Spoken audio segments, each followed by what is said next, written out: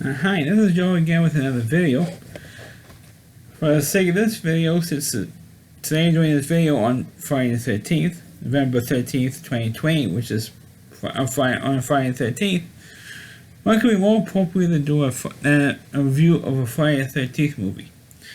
And previously, I've already done the first 8 films. Now, today for this video, I'm doing the 9th Friday the 13th movie, which didn't have Friday the 13th Part 9 in the title. They called it Jason's Dead, the Final Friday, which, of course, we all know it wasn't the final Friday the 13th movie because there was Jason X, which hopefully eventually would see and then do a review on that. And also there was the Friday vs. Jason movie, plus the Friday the 13th reboot.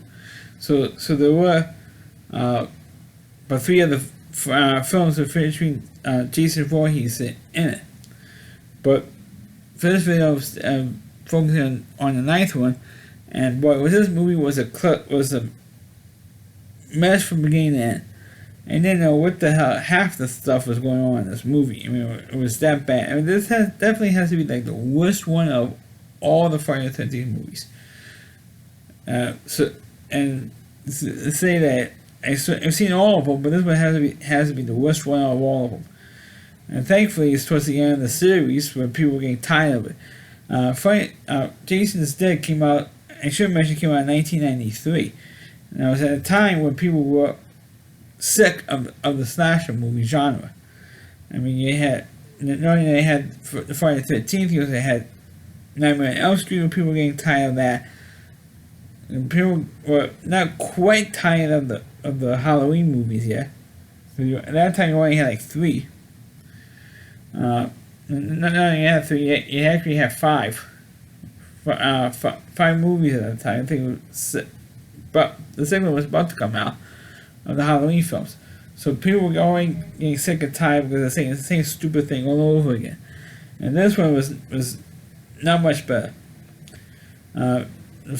Jason's Dead and Final Friday starts off with a great teaser sequence, which should have been at the very end of the movie, not for the teaser sequence, which was a smoking hot girl, which I haven't seen in the movie in the Sci-Fi Channel, so naturally they're going to blow out all the nudity in it. And to lure Jason out from the woods, because he figured that he was going to attack her, which he did. Takes her out of the woods, and she's only wearing a towel. That's all she's wearing. And she was doing the type of stunts that Linda Carter would do in Wonder Woman, or Gal Gadot today, doing these stunts from the Wonder Woman movies. And to this particular spot in the woods, and you have dozens of FBI guys shooting at Jason, pumping him through the lead, and a couple of guys who were throwing like pipe bombs at him to blow him up, and they blew him up to about 1 billion pieces. Not only did they blow him up 1 billion pieces, but he was also decapitated. So if okay, now he's finally dead, and now you have an hour 20 minutes left of this movie, and so what the hell are they going to do with the rest of it? Well, after the credits, they take it to the morgue, and if you look close, you see Kane Hodder, who played Jason the most times in the movies, as a security guard. He was like the white guy with the beard and the strangling hair and the long hair. That was the guy who played Jason. Well, not all the movies, but a good chunk of them. And the guy who was the coroner was played by Richard Gant, who I should mention. For those who don't know who he is, he played the boxing promoter in Rocky V.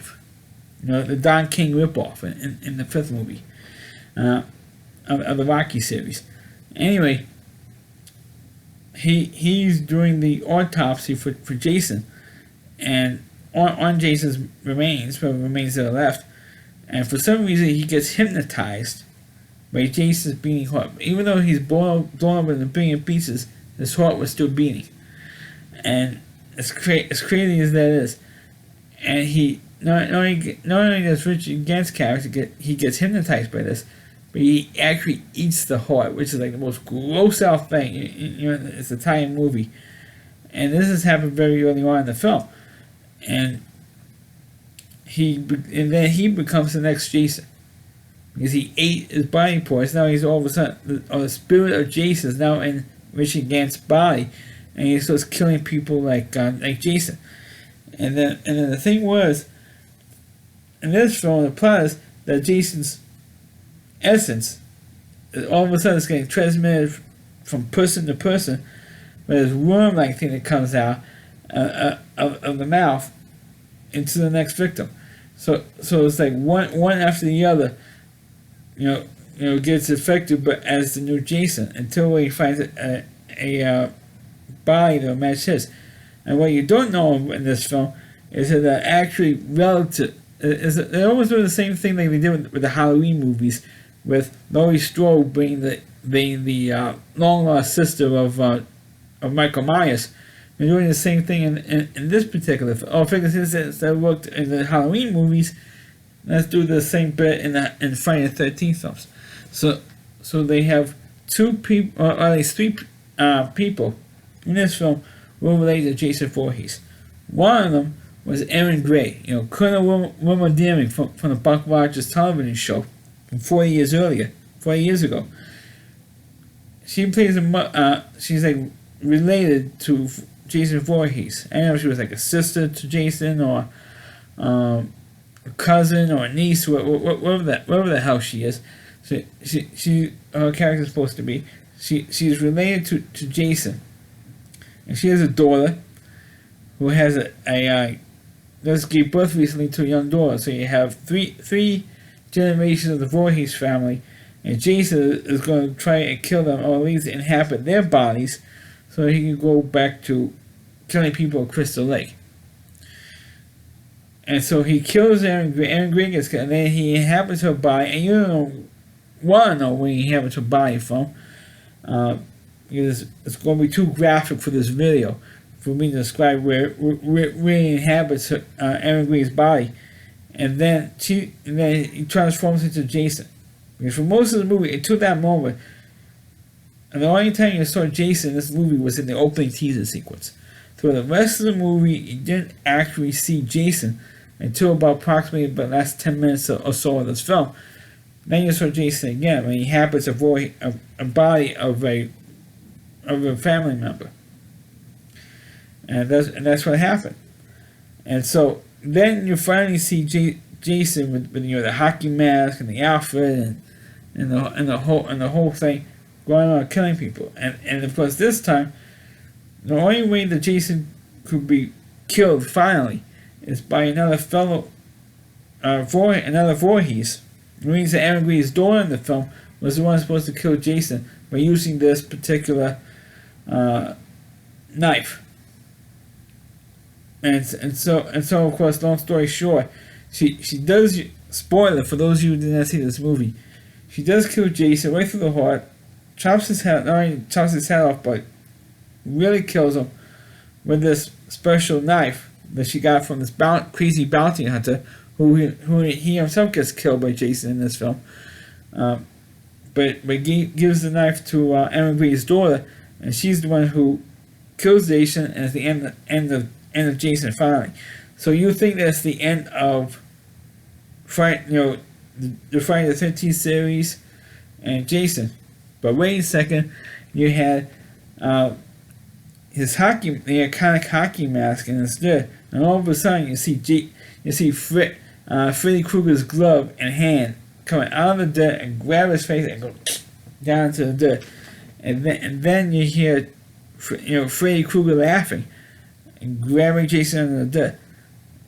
That ending implies you're going to have a Freddy versus Jason movie, which didn't happen until like about maybe a decade later. But in the meantime, you had Jason X, which was really the last official Friday the 13th movie. Even though you had this crossover film, which I haven't seen the crossover movie, and I've seen the big fight at the end on TV, but I've never seen the whole movie. I'm dying to see that one because naturally, of course, it's Freddy versus Jason. I would like to see Jason versus Michael Myers, not you know, not Freddy Krueger, but Michael Myers instead, because that would have been better. Jason versus Michael Myers. That would have been cool, but they decided to go Freddy versus Jason, and that's it. But this movie is really the last real film of the series, even though it's Jason X, which was pretty much Jason out of space, which hopefully we'll get to that movie and hopefully review it. But this movie was terrible. I mean, a lot of people make fun of the Friday the 13th movies because of the nudity and the constant sex, and especially in the earlier films. But this one is just, this one was horrible. I mean, it was effing horrible, this movie. And it doesn't do anything really new to the series, except maybe brought in the fact do like a Halloween ripoff and have all the people who are related to Jason could kill him, and that's why he can't be killed or couldn't be killed in all the other films, which is just totally stupid. I mean, the whole thing was just dumb. The whole plot, they should have ended a couple movies earlier. I mean that's how bad this movie was, and also the 8th one, which I previously reviewed, which was horrible. But that's pretty much the end of the Friday the 13th films. Like I said, I will eventually do Jason X. Just didn't have time to see it before today, so I can have it on Friday the 13th. But that's the way the cookie crumbles sometimes. So that's my review of Jason's Dead, the final Friday. Please click on the video, please rate it, please subscribe to my channel, and please follow this video on your Facebook pages. You can check out all my reviews and on my YouTube channel at rowdyc.com, so WDY, and that's C.com.